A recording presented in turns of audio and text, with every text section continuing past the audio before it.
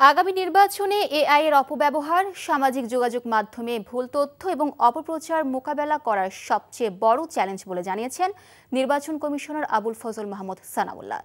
Asian network for free election আয়োজিত কর্মশালায় তিনি এসব কথা জানান। ঢাকার গুলশানের একটি হোটেলে এই কর্মশালা আয়োজন করা হয়।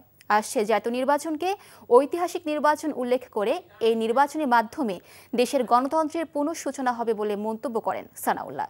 একটি অবাধ, সুষ্ঠু ও নিরপেক্ষ নির্বাচন অনুষ্ঠানের জন্য সবার সহযোগিতাও কামনা করেন তিনি।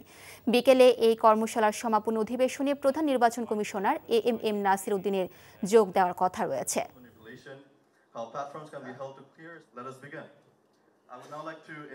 I think a good number of these young people even perhaps did not perform as apprentice before. So this is another area where when you are training the citizen observers, I mean all the entities, not only ANFREL, and including Election Commission, we have to take into account and we have to do the needful.